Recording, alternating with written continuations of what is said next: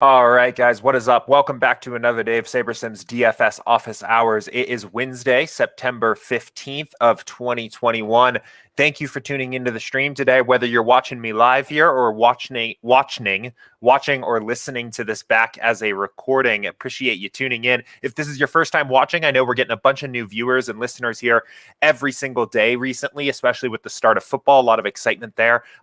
Thanks for tuning in. This is a live Q&A style show where I answer questions from SaberSim users about SaberSim, about DFS strategy, contest selection, bankroll management, whatever you guys want to talk about. You guys drive the conversation here. We get questions in through our office hours channel in Slack. We get questions in live through YouTube chat, and I get questions in through our support email too. So we do have a few questions that came in via email overnight last night. Thought they would be good opportunities to pull some of these onto the stream and talk about them here a bit. But we do the show live for a reason. If you guys have questions about anything that I'm talking about here on the stream at any time, please shout it out into the YouTube chat or the office hours channel on Slack. I keep an eye on both chats as best I can throughout the stream here.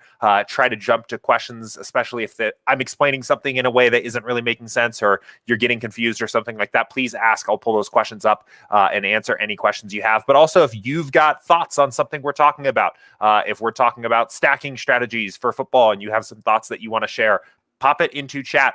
Some of the best streams here are the ones where we get a lot of engagement from you guys. There's a lot of back and forth. I can pull some interesting comments up on the stream. Sometimes I see that we have some really interesting conversation just kind of going on in the chat, which is also great. So if you were tuning into this and expecting to see the NFL cash game strategy session, particularly if you were watching my office hours yesterday, I mentioned right at the end of the show that today's show would be a cash game strategy session. That is actually going to be Friday. That will be at 4 p.m. Eastern on Friday. Sorry for the quick switch up there. That was actually my mistake. I had just gotten the days confused. Tomorrow, of course, is going to be the NFL model strategy session with Matt and Will. We're shooting for 2 p.m. Eastern tomorrow. So I will get these things scheduled on our YouTube channel so you don't have to sit and mark your calendar and remember what time these things are at. I'll get the stream scheduled on our end so that you can just go onto the YouTube channel and see when they're going to be. But NFL model tomorrow, cash games on Friday. So but normal office hours here today. The only other thing I'm going to plug here as kind of a housekeeping item, I'm sure those of you that have been watching my stream all week here are ready for it. But yes, it is the weekly max challenge, right? So we had a successful week one here. I believe everybody that won something in this contest for week one has now been reached out to via email. So if you won either the drawing or were the top finisher or any of these things here, you should have gotten an email and kind of moving forward with making sure we're getting you your prizes there. But week two is coming up on us quick. So we are doing this all over again for week two. It is the easiest contest you're ever going to enter, and it is very high EV here. Very profitable contest for all you guys, especially given that we are giving out a bunch of these drawings. Sorry, I lost my train of thought here. So anyway, all you need to do to enter, make sure you've got the SaberSim logo on DraftKings and FanDuel, whatever site you're going to play on. Go update that now if you haven't already, especially with how busy those sites have been. I think it's taking them a little bit of extra time to update those avatars, so get that updated. You max out either the 50-cent mini max or the 5-cent pooch punt on DraftKings and FanDuel respectively for the Sunday main slate. I'm going to emphasize a few things here. One, it is for the Sunday main slate. I know there has been some confusion. I've seen people enter the Sunday to Monday slate. I've seen people enter the Thursday to Monday slate. I've seen people enter showdowns, the afternoon slate, the early slate. This contest, we honored all these things for week one here because we wanted everybody to be able to participate. But please double check. Make sure you are entering the Sunday main slate for these contests. Second, you need to max these out, right? Part of our contest selection strategy of how we recommend people play DFS is to get as many entries in at the lowest dollar amount possible to spread out your variance and give yourself as many shots as having a high upside lineup as possible. That's why this contest is formatted the way it is. So you need to max these contests out to be eligible to play in the giveaway. If you can't max out the mini max, I totally understand. $75 is not an insignificant amount of bankroll to invest. Go play the FanDuel contest, but we need to max these contests out. I think that's it. I thought there was maybe a third thing that I wanted to to emphasize, but I think that's it.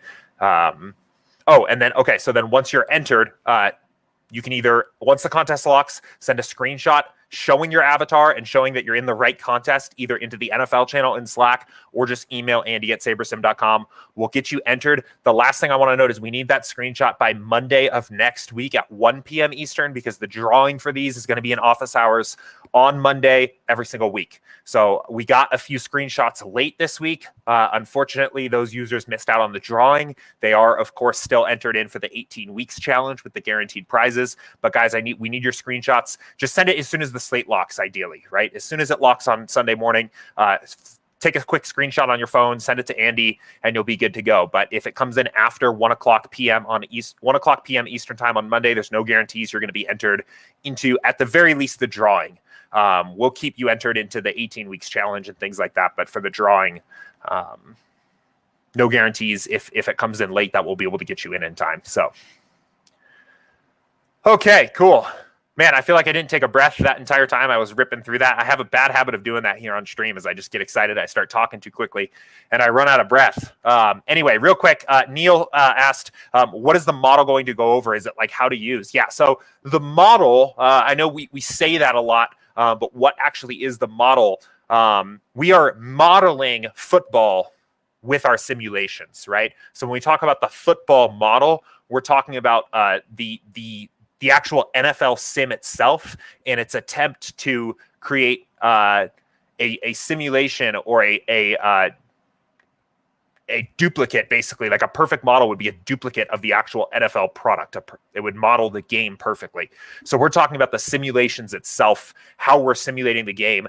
That goes in then to create our projections, our ranges of outcomes, our correlations for certain players, our team totals, right? Everything's powered by the sim. So when we're saying that we're going to be talking about the model, we are going to first of all talk about, like, how do you model a sport like football? What are the things we're thinking about? What are important factors that can affect the way the game plays out? How does that vary by team, by player, by coach, by weather, by injury news, right? How does all that stuff come in to actually model a game of football when we are trying to simulate these games tens of thousands of times? That's what we're basically going to talk about. But like specifically, in addition to that kind of stuff, we want to specifically talk about some of the improvements we made to the model this offseason, why the NFL model is better this year than it was last year. We want to talk about some of the things that are still on our radar to continue moving forward, right? If we had nothing that we wanted to do to improve it in the future, we would basically be saying that the model's perfect. And again, no model's perfect. Nobody can model this. Nobody can model a sport perfectly. So we want to keep moving forward and continue to make the model more sophisticated. And then, of course, we'll have an open Q&A and let you guys ask any questions. I know we already have some questions from users about things like how do you include rookies, players that have never played in the NFL, in an NFL model, right? How do you account for players that have changed teams that are in dramatically different situations? How does head coaching changes, all kinds of stuff, affect the way that we're modeling the game? So we will talk about all of that tomorrow. I'm really excited for this one. I think it's going to be a lot of fun. If you ever have questions like, why is this guy projected where he is? Why is this team total where he is? How does the correlations get generated, right? Any of these questions about what you're actually seeing when you're looking at the way we expect a slate to play out, you'll probably find this conversation interesting tomorrow. So please tune in. But anyway, good question. That is it for housekeeping, guys. I think it is a good time here to jump right into questions. So let's see here. I'm trying to decide exactly where to start. So I am going to go ahead and start with this question here. This came in from Scott in Slack. And this is a bit of an interesting one here. I was kind of excited to talk about this.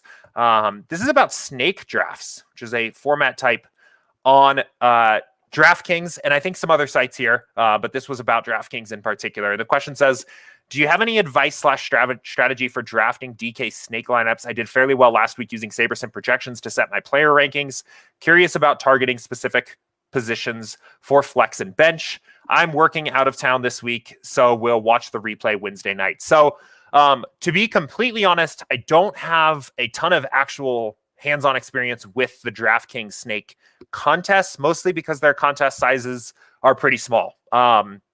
I do have a lot of experience with this format in general. I've dabbled a little bit with Underdog, but I don't know if you guys remember Draft.com. I played a ton of Draft.com, which ended up being acquired by FanDuel, and then they kind of proceeded to not really do anything with it, unfortunately. They also just have very small snake draft contests in their lobby, but it's kind of a fun format overall. So I'll go ahead and just pull it up for those of you guys that aren't familiar. But again, what they end up kind of looking like, at least for football right now, when I was diving in, is kind of small single entry. So they are snake drafts, right, for the main slate. They kind of play like basically small single entry GPPs where you've got a little bit of a like GPP type payout structure. Nothing huge here, right? They're like basically 12-person single entry GPPs at the biggest size. So I would love if they brought like back some bigger contests here, but that's basically what these are. And then you're going to roster, let's see.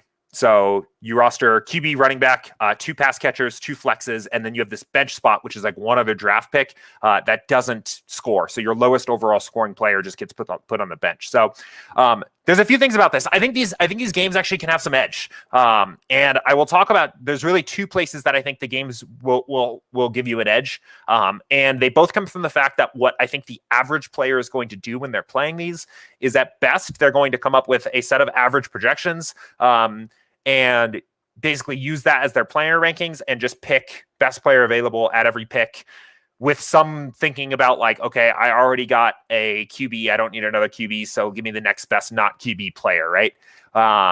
And there's 2 forms of edge there that I think that's kind of missing. The first is correlation, right? We can actually use our sliders here. And again, I'm kind of going to be kind of twisting this around because this is a totally different game type here. But we can kind of use our sliders to check our intuition about what you need to win a contest like this, right?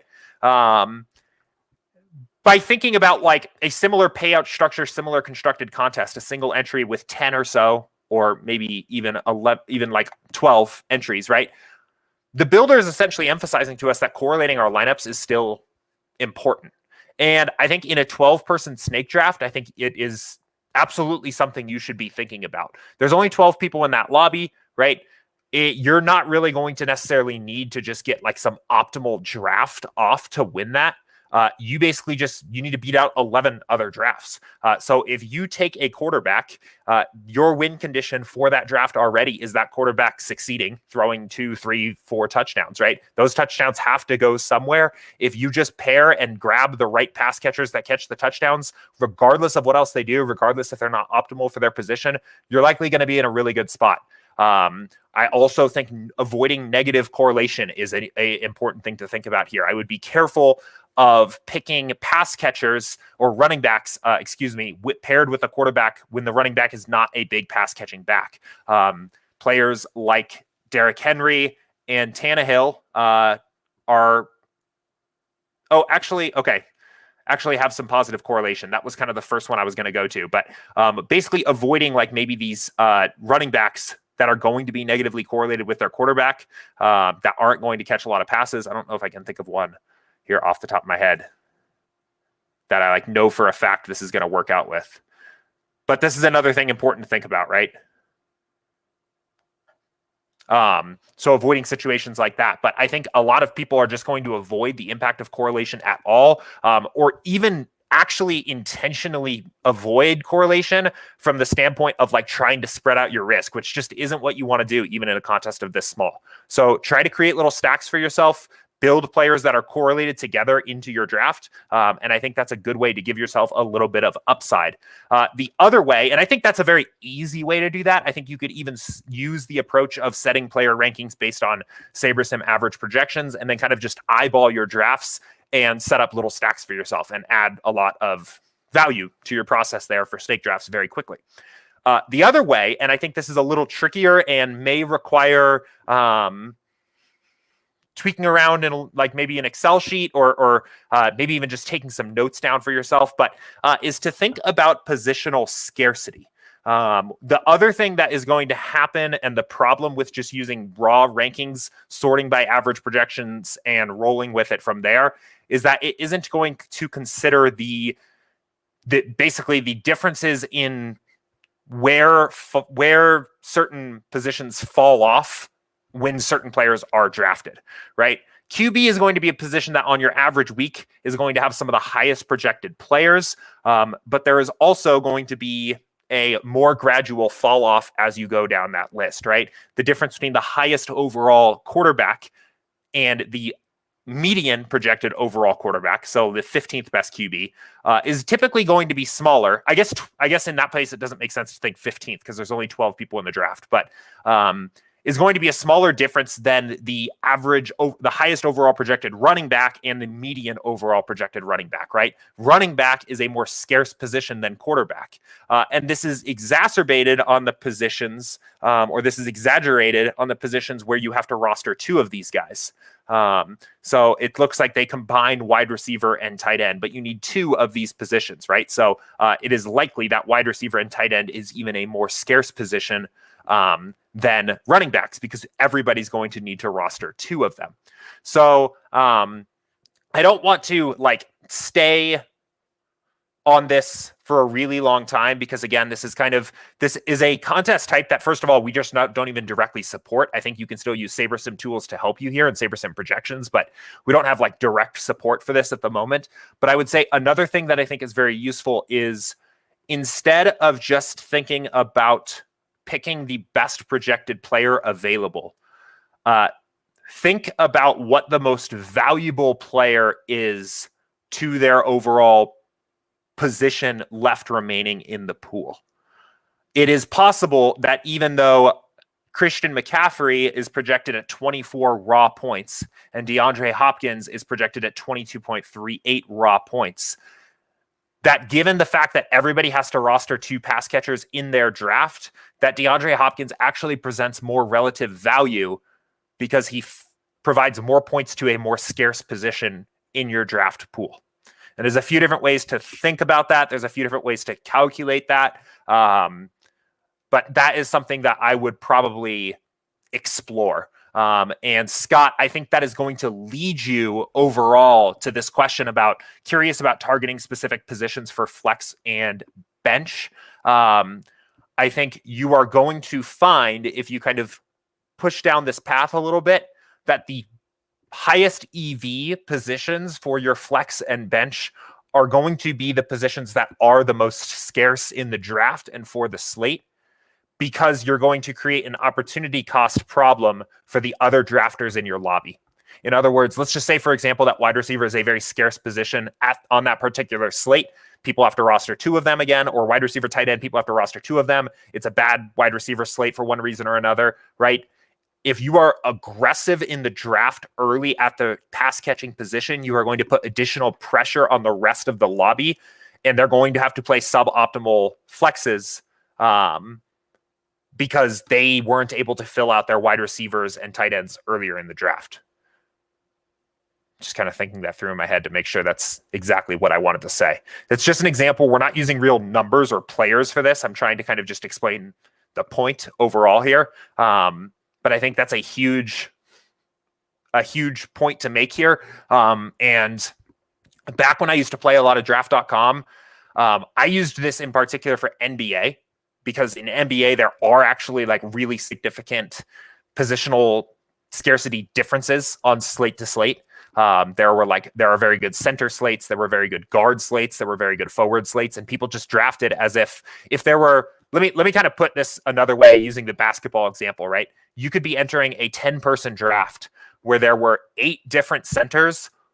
8 of the top centers were all playing on the slate. Jokic was on the slate. Towns was on the slate. Anthony Davis was on the slate. All these guys were center eligible. And the first 3 picks would be Jokic, Towns, and Anthony Davis, right? Which doesn't make any sense because that position is super rich. You can get any of those top 8 guys and replace all those points, right? It's kind of the same thing for football or baseball here. Let's say, again, if it's a loaded QB slate, potentially, which this one kind of looks like it is, right? You can get kind of any of these top guys here without making sacrifices, really, without significant sacrifices, and make bigger gains at positions that are much more scarce. So that's the thinking here. How you want to kind of set that up is up to you. So,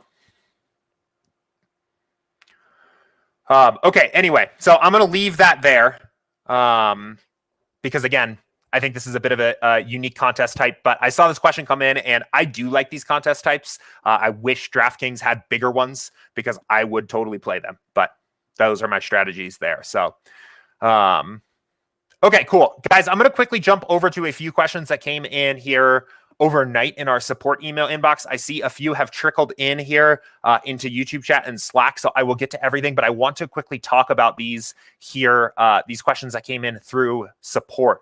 So the first one is this question of this allow players versus opposing defense. Let me go ahead and actually grab this question so people know what I'm talking about here. But the first one is this allow players versus opposing defense, right? This little toggle. And you're going to see that in general, I would say for the vast majority of cases, this is going to be off. First of all, the reason it's off is because players are negatively correlated almost always with their opposing defense. We'll see a guy. That's really weird. Didn't expect to see that. That's kind of strange, actually. Let me see. You'll see in general, right? That correlation is very strange that Hopkins has a 0 correlation with the opposing defense. But like Diggs, right, is negatively correlated with the Dolphins defense, or particularly the biggest one will be quarterbacks, right? Josh Allen is going to be extremely negatively correlated to the Dolphins defense because the things that have to happen for the defense to be successful are things that make the quarterback unsuccessful: interceptions, fumbles, that kind of thing, right? That's pretty straightforward. I think everybody kind of gets that, right? But this toggle is sometimes going to be on. And the cases that you'll see where it's on are cash games, first of all, where correlation, this kind of goes hand in hand with the correlation slider being off, right? We just want to pack as many raw points in as possible under the salary cap. We don't care about correlations. So it does also make sense that this slider would come on. Or not the slider, this toggle would come on and allow this case to happen. Now, you're not going to get many lineups where this does happen because it's rare where a quarterback or wide receiver would be well projected and also have the defense on the other side well projected. But it can happen, and we at least want to entertain the lineups where it does happen because we're just trying to pack in as many average points as possible for cash games. Where I think you might see that happen more often than not is on the kind of fringier value type plays where maybe you have like a min price receiver that is just straight up underpriced. They're not particularly in a great matchup. Maybe it's not a very high total game, but they are literally just so underpriced that makes them a good point per dollar value. And it makes sense to roster the defense on the other side. So sometimes you see that with these guys at like min price. Like this actually could be a case. I'm not saying that this would be a cash optimal lineup, but if Terrace Marshall Jr. is our best value play overall wide receiver at 3,300, it is definitely possible where there are cash viable lineups where you're playing Terrace Marshall Jr. and the Saints defense who are up against Sam Darnold in Carolina, right? It can be possible that is an efficient cash lineup, right? That's why that might happen. The one other situation where you can see this, and I'll flip over to a sport like baseball because it will be easier for me to show, is when you have super small slates. So we have this 2-game afternoon baseball slate here with the afternoon games today. This is going to be on by default even for GPP contests. And the reason why in this case is because when there are so few players in the pool, similarly correlation is 0 here. But it isn't necessarily always going to be 0 for like this 3-game turbo, right? I think correlation it will have an actual value. Yeah, so correlation here is like 1, right? But the allow batters versus opposing pitcher comes on, right?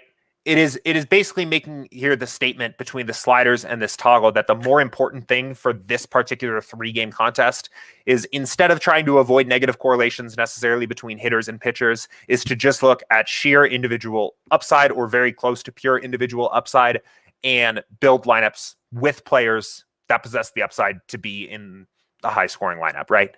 The batters really in baseball, I think it can make a little bit more sense, and you may actually see some lineups that do this a little more because the batters often in a given baseball game aren't just going to see the starting pitcher for the entire game, right? And there can be lineups in particular where both the pitcher and the batter actually have a lot of success. And when the number of total players on the slate goes down, the closer we need to get to the mathematical optimal to win contest. We've talked a lot about that concept here in the past. So we need to entertain these ideas of allowing negative correlations into our lineups. So I will say for my personal process, I just never even touch this. I just let it go. I let it be on when it is on by default. I leave it off when it is off by default and just go from there. In general, I find that there aren't, even when it is on, there just aren't very many lineups being created where this actually is happening. So, and that makes sense because there are a few sims where it makes sense to do that, but we want to allow those kinds of lineups to show up in our builds. So,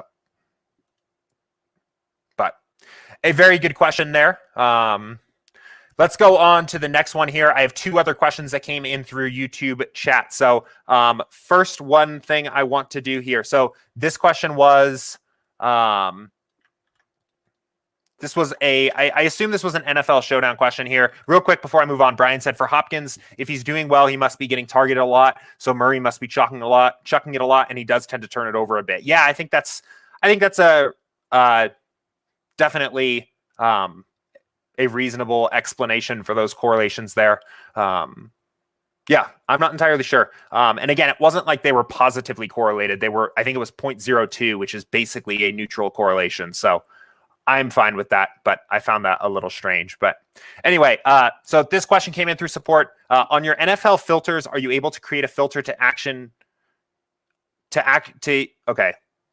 either this player or this player while having both in your player pool? For example, having Ronald Jones and Leonard Fournette in the same player pool, but not putting them in the same lineup. Yeah, so the easiest way to do this is going to be on step 3 after you've run your build rather than beforehand. So the way you will want to do this is, let's just go ahead and run a build here.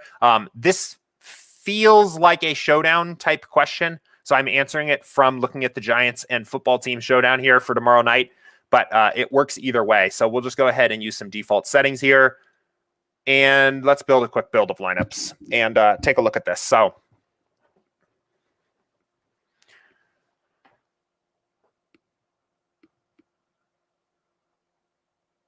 okay, so one thing important to note here, now that this build is done, let's adjust to projections, is we don't have a way to do this with a group rule right before you build your lineups.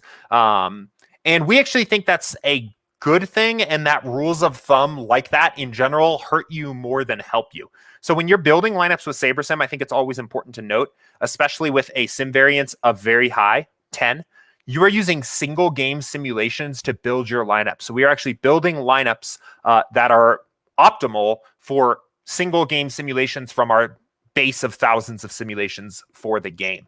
So that means kind of two things. That means one, if you are seeing a lineup construction here, it means we have at least one game simulation where that lineup construction wins. Now, obviously, there are conventional negative correlations like 2 running backs on the same team, or even sometimes two tight ends on the same team, or 2 wide receivers, or three wide receivers on the same team, right? These are traditional negative correlations. There are game outcomes and game scripts where those lineups are successful. I think the field actually overgroups their lineups often for showdown contests in particular, and removes lineups with leverage and win equity from their pool completely. So part of the reason we don't have a tool to create group rule of thumb type groups like that before the build is because we don't think from a process standpoint that that's really the best way to build lineups for these contests. However, we do obviously want users to be able to remove these kinds of lineups after the fact if they don't want them. So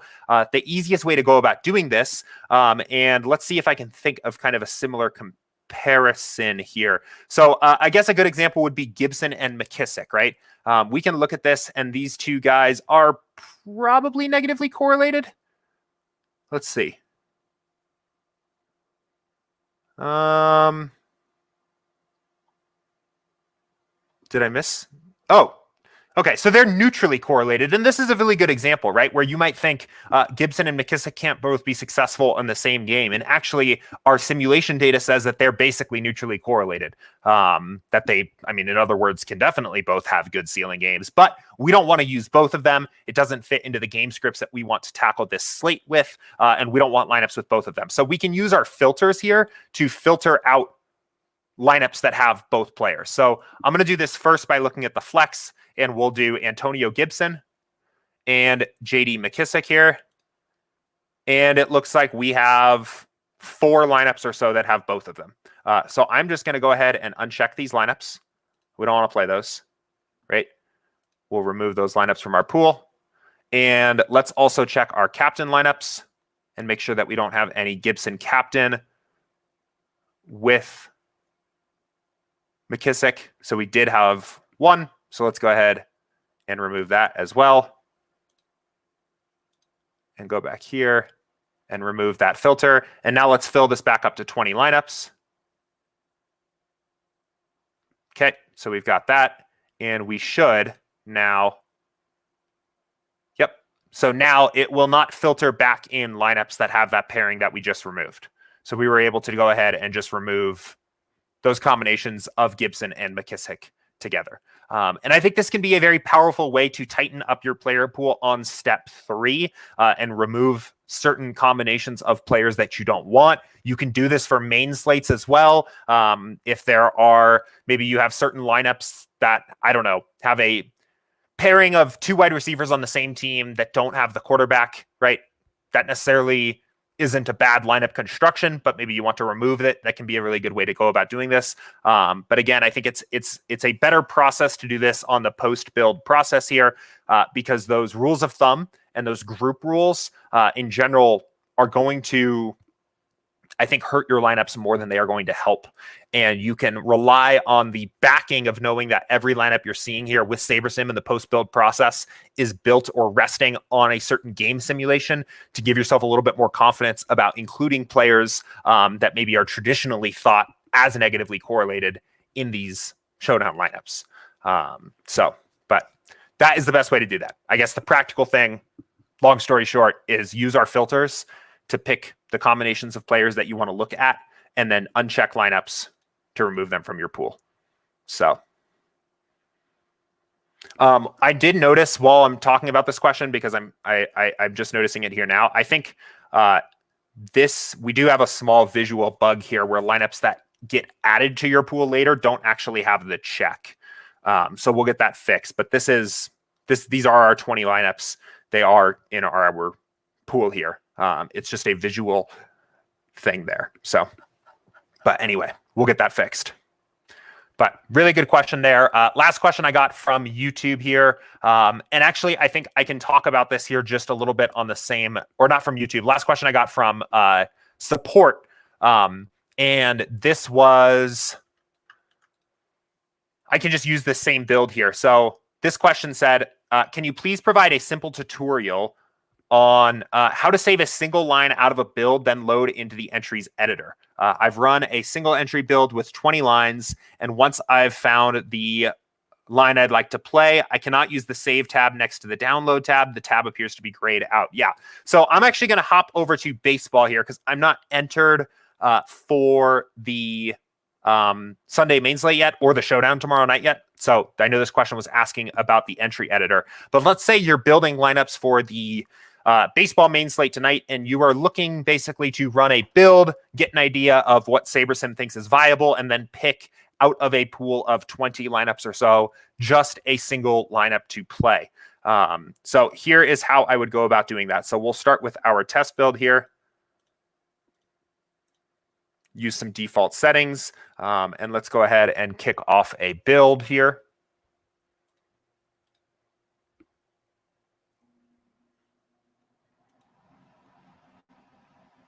There we go. So we'll give this just a second to run. And I don't even need the full 500 here, so maybe we'll cut this off here at like 100 or so. That is probably plenty. So we're going to take a look at 100 or so lineups, probably not even look at all of these here. We're We're going to make 2 adjustments to projections, 2 very minor changes here that will allow us to see the lineup. So there's really 2 ways to go about doing this. The first way is to basically just look through the lineups in your pool, pick the one that you want. Say we are looking, let's think about maybe some actual ways that we might think about looking for our lineup. So maybe we are looking for a 5-3 stack, and we know we want to play a 5-3 stack, and we don't want to be super highly owned. So maybe we're looking at our ownership sums here, and looking for a 5-3 that maybe gets us a little bit of lower total ownership. Let's see if we can find one of those. This is a good one, 91% total ownership. And we like this stack, and it's a 5-3 stack. So this is the lineup we want to play. It's lineup number 10. Well, the first way to do this would be to go through here and to just uncheck the other lineups. So yeah, lineup 10 is the one we want. So we're just going to uncheck these other lineups that are showing up in our pool. Oops, that was rank 10. Whoops, dang it. Sorry, guys. Now I lost it. Okay, let's just say, whoops. All right, sorry. Now I'm going to confuse everybody here. Let's say we want lineup 2. So we're just going to uncheck every lineup besides lineup 2, and we're going to reduce our pool down. And it looks like this check bug is actually kind of annoying here too. So I'll get that fixed, but we're just going to uncheck every lineup besides lineup 2. And you're seeing that lineups here is reducing down to 1 lineup. And we've got our lineup locked in. The save button, I know we've gotten some questions about this recently. People sometimes will say the save button won't let me click. It is possible that it just auto-saved your changes for you here, but it's a good idea to check here if this save is enabled, if this button is enabled, and if it is, click it, save your lineups. You see we've just got 1 lineup here, and we can go to our entries tab, download our entries file. I should have at least a few lineups in, or a few contests for tonight's slate. Yep. And now maybe we've identified that that's going to be the one we're going to play in this contest. So we can fill it with the 1 lineup we just made. So that is one way to do it. I think the more practical way, or the more useful way of doing this, so I'm going to start with a totally brand new build here, is, let's go back here. They're really the exact same method, right? These 2 methods aren't that different, but let's go ahead and just build this here. And let's just say we only need 50. We only want 1 lineup in this particular case. So let's just build this and let this build. And I think maybe this is actually just the more useful way to do this in general. So we're just going to give ourselves exactly as many lineups as we actually want to poke through here. So 50 is plenty.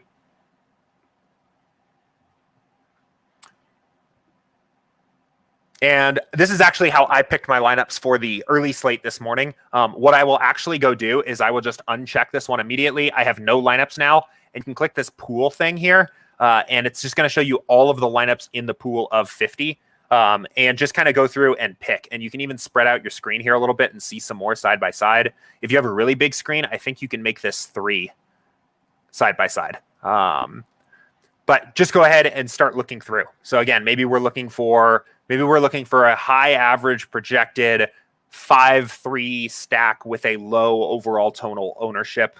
And maybe we've done some other research, right? So we have certain teams that we're looking for. So like maybe this lineup looks pretty good, but we don't want to play the Phillies for some reason, right?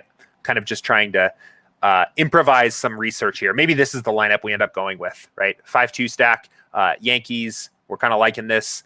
We can just check this in, and then it's going to go to your lineups pool and show up here and just be there.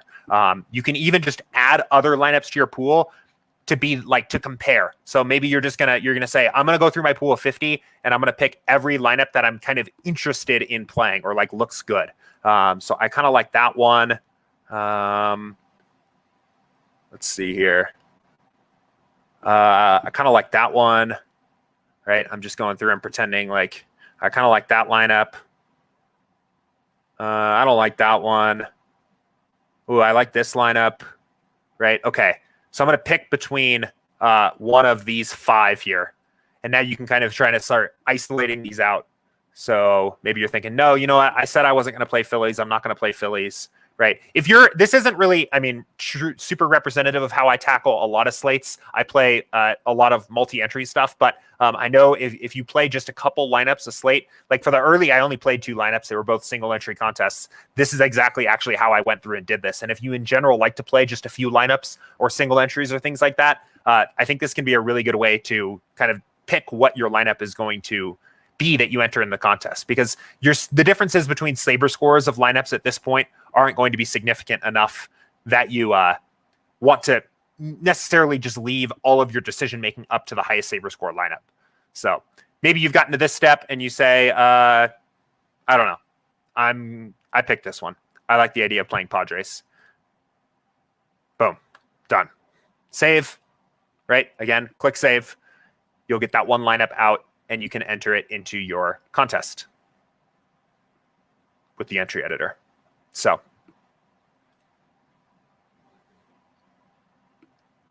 maybe this is going to go into the pickoff, right? And we could have done this for we don't need to do this with separate builds. We could have picked like 6 different lineups and entered it into all of my 3 maxes and single entries here or something like that. But that should kind of break down the approach here, or the way to do that. So anyway, that was the last question I had through support, guys. I'm going to go ahead and quickly jump over and start talking about some of these questions that have come in through Slack and YouTube. So thank you, everybody watching me live here. Thank you for your patience while I kind of stepped through some of those. Hopefully that was helpful to you guys, even if you weren't the one that asked the question. And we will go ahead and start talking about some of these next questions. So let's see here. So this question was from Andrew. He said, if you upload your own projections and ownerships, are those the only numbers used by SaberSim? I'll explain how we use those numbers, and maybe you can tell me if this answers your question. But basically what happens is if you upload projections and ownership, for projections, right, we are going to take your projection, compare it to SaberSim's projection, find what the difference is, and then adjust the simulation data we have for every game simulation we have for that player and make the same adjustment. So let's say you upload a custom projection for Julio Urias, and your custom projection is 18.92, which is 1 point less, 1 DraftKings point less than we had him projected. We are going to, in our base of simulations for Urias, we're going to basically -1 his total points scored in every single game simulation we have. And that would be true then for every single player on the slate that you upload custom projections for. So you are still leveraging our game simulations, but we are adjusting every single individual player in the game sims based on the updated projections you've given us. And that's true. That has the same process whether you upload by CSV, whether you upload by filling in this table, whether you custom update projections, whether you adjust team totals, anything that impacts the projections and updates the projections has that effect. Ownership, I think, is really just a more kind of basic approach when you use custom ownership.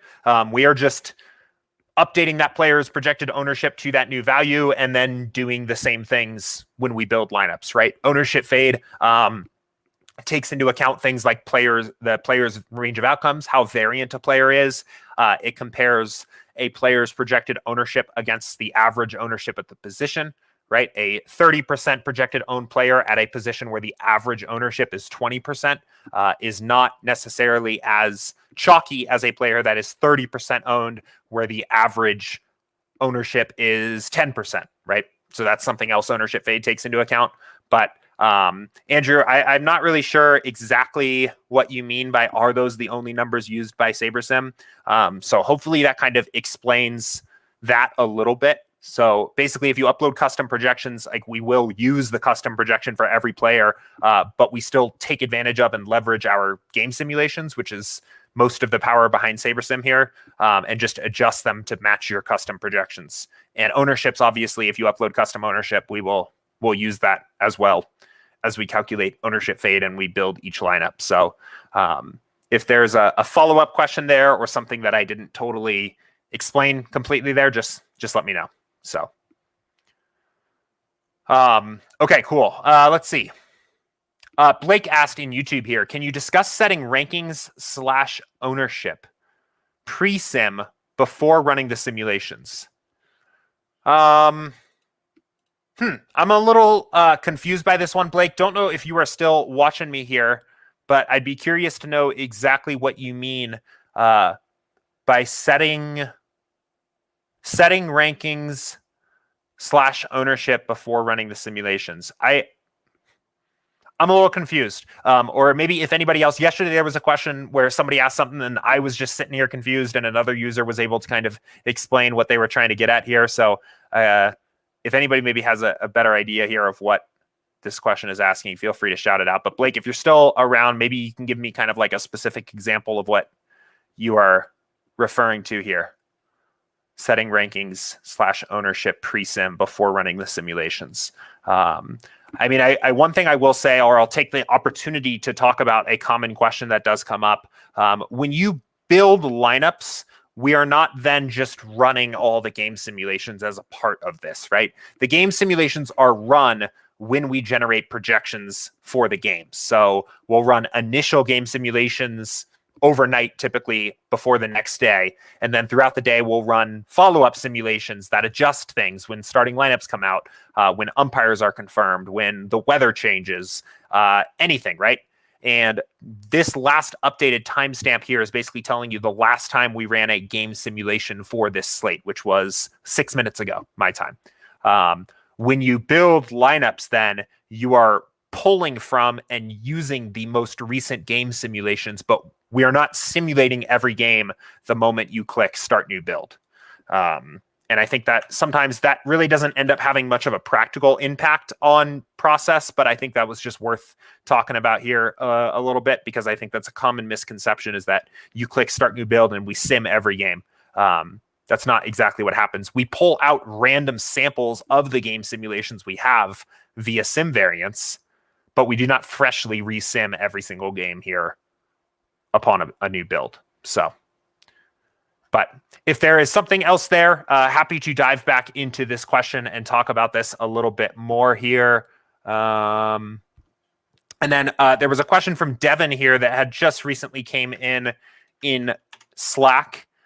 And let's see, he said, just tuned in. Question for NFL Week 1. I built about 40 single-entry lineups for a contest size of 1K to 10K players. The pool of players seems very widespread for each position.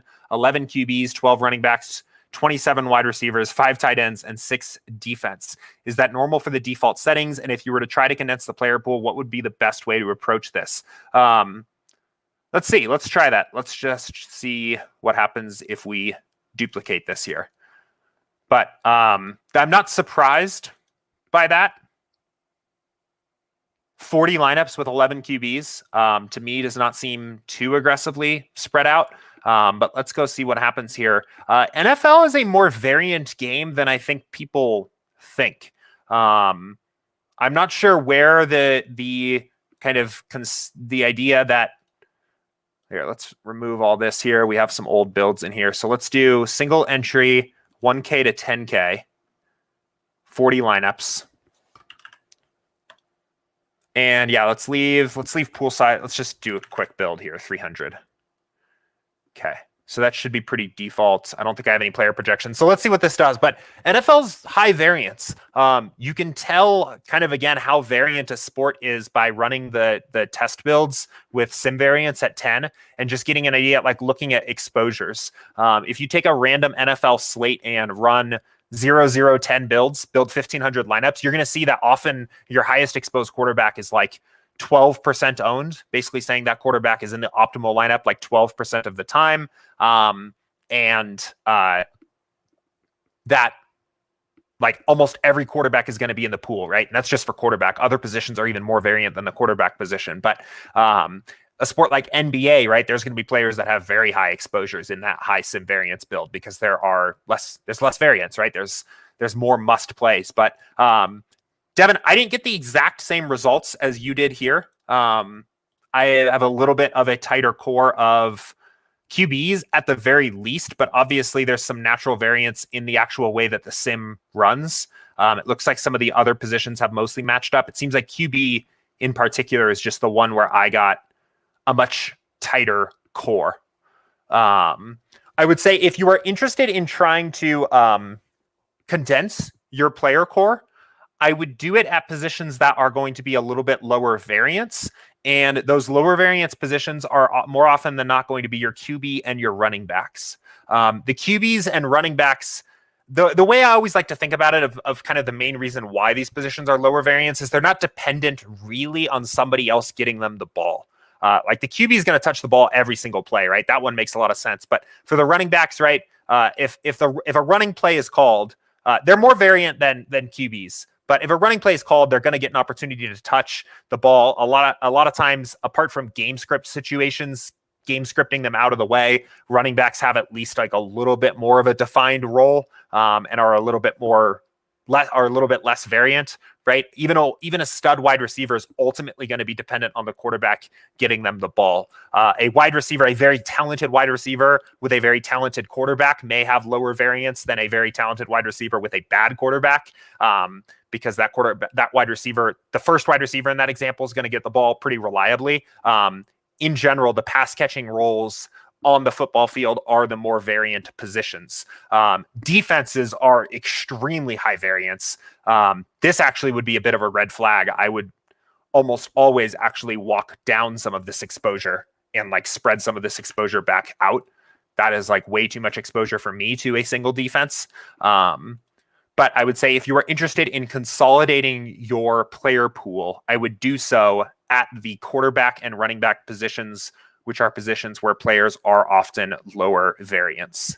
So there's plenty of ways to do that. One interesting way to do that would be to take advantage of the new leverage column and either get additional leverage on players that you already are over the field on, or possibly remove players that you are fading or taking an underweight stand on anyway. So one of the ways I always talk about doing this is just removing players at the bottom of your pool to just trim this up. And that's still a viable way to do that. But one new way to think about this would be looking at somebody like Christian McCaffrey. Obviously, he had a great game in week 1, but you could have looked at this beforehand and said, I'm taking an underweight stance on McCaffrey already, and I'm interested in tightening my pool up. So I am just going to fade him, which feels a little scary, right? Whoa. How did SaberSim know? Eli Mitchell just popped up. But anyway, that is how I would think about restricting your player pool. So let's see. So Devin said, follow up for a 150 max. 150 lineups with over 50K players, 26 QBs, and 26 defenses. Seems like a lot to me. And then followed up by saying, I went back and... Oh, hold on. Okay. I went back and looked at other pros lineups like Osimo, Squid, Utical. They had max 10 to 15 QBs in a 150 max. Yeah, I mean, they are probably condensing their pool in some capacity to play for a riskier, more upside-based set of lineups. But, I mean, when you are building lineups for 150 max and greater than 50K entrance, right? Sim variance is going to be at 10. You are going to get single game simulations for your lineup. So you're going to get a lot of different potential outcomes showing up in your lineups. Let's run this and just see what it looks like.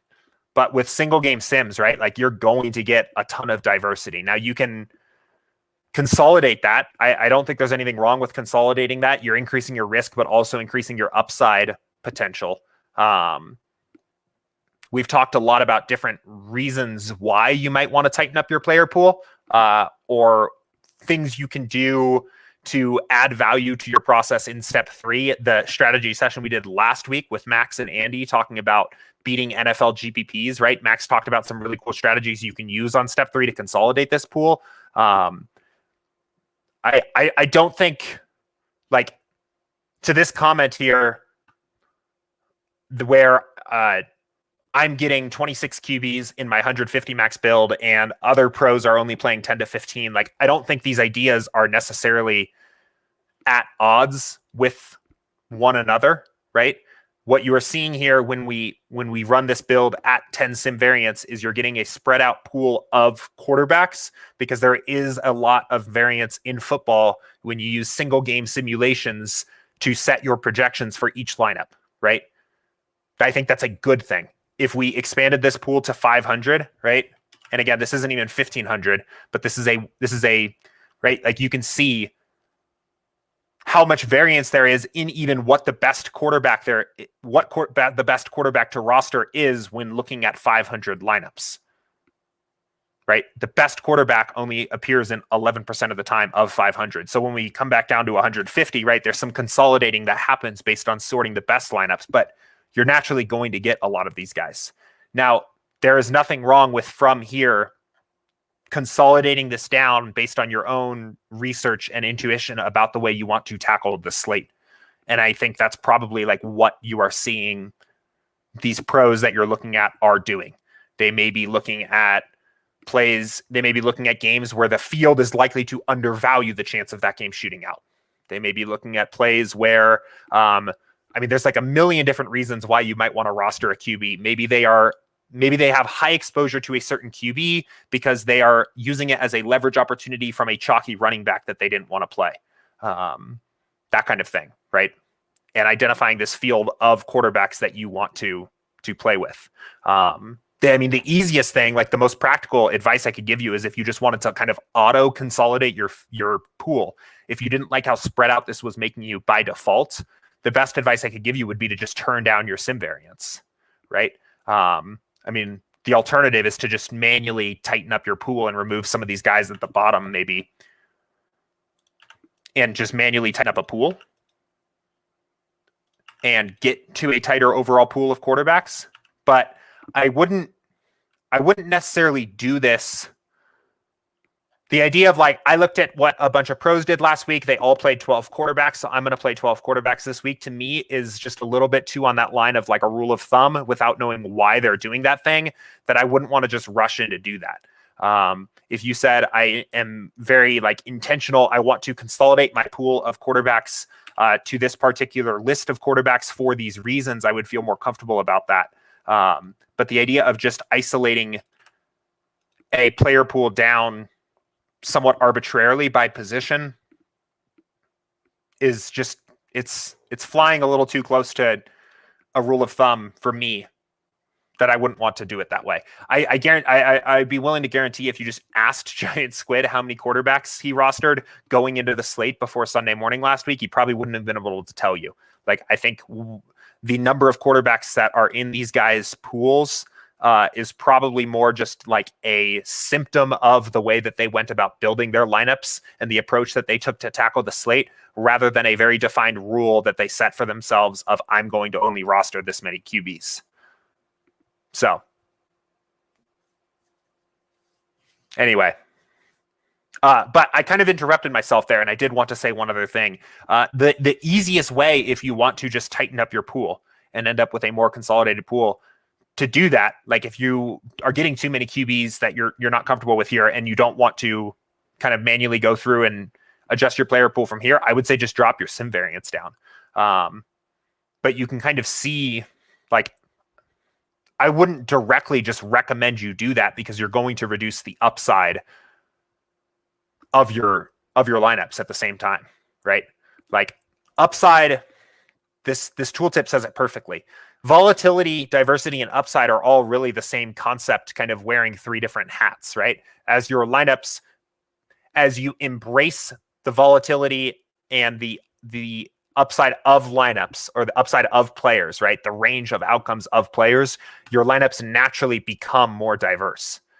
Because when ranges of possible outcomes are wider, you allow for a greater set of possible outcomes. The ceilings go up for everybody, but also you cover more ground in your exposures because there is just more diversity there, right? I feel like I'm just kind of like throwing around three buzzwords back and forth and saying, like, talking in circles. But these really are the exact same concepts, right? So, like, if you turn down sim variance, you will get less players in your pool, but your lineups also are less upside focused because of that, because you're looking at a narrower range of outcomes for those players. So I think that would be a way to get the result you might be looking for, but I would approach that with some level of caution going that direction. So, cool. Devin said, thanks for the reply. Yeah, you got it. And good question.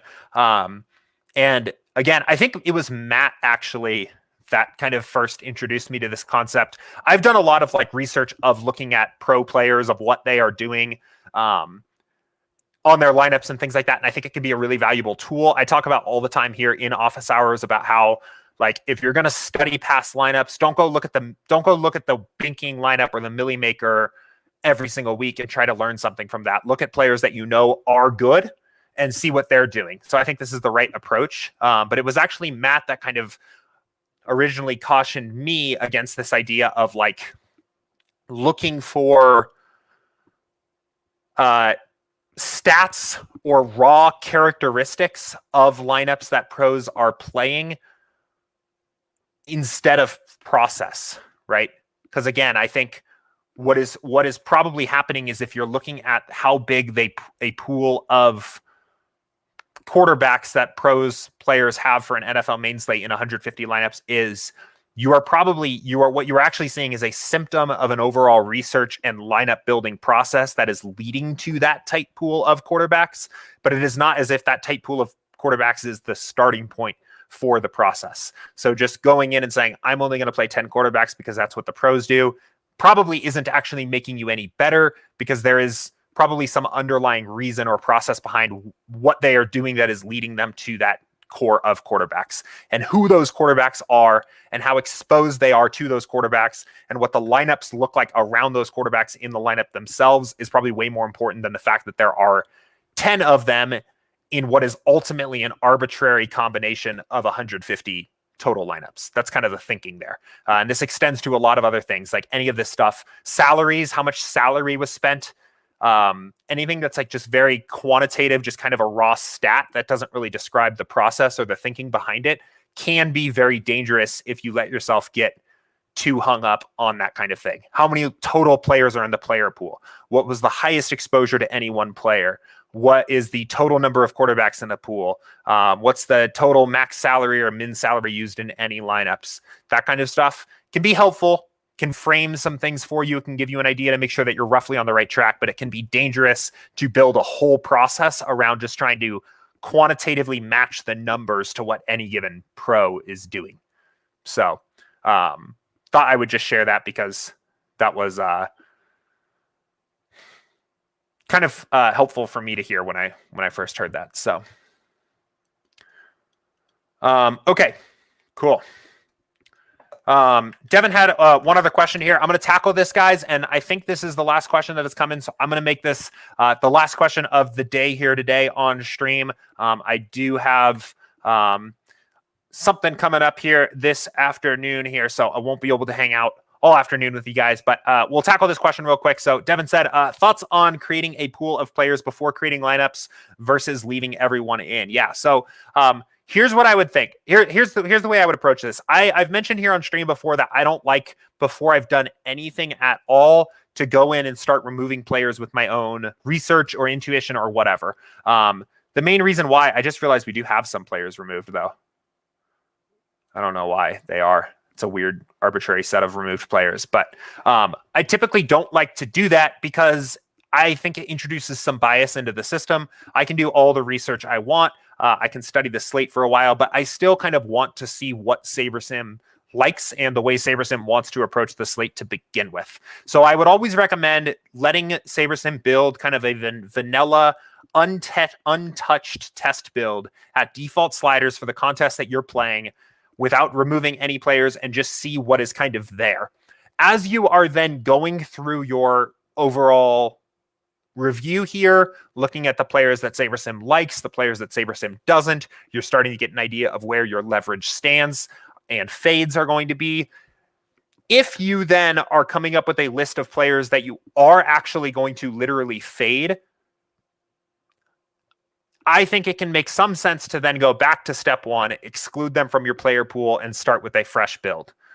But even then, you don't really have to, because you can just do this on step three, right? So say this ends up becoming my working build. And again, I know that I'm taking stands on certain players. You can just reduce your max exposure to a certain player. Let's say I've decided I have a crystal ball and I know that Josh Allen's not the play, right? I can just remove him. And you know what? Matt Ryan's not the play either because I have my trusty crystal ball here. Yeah, it's Russell Wilson and Kyler Murray.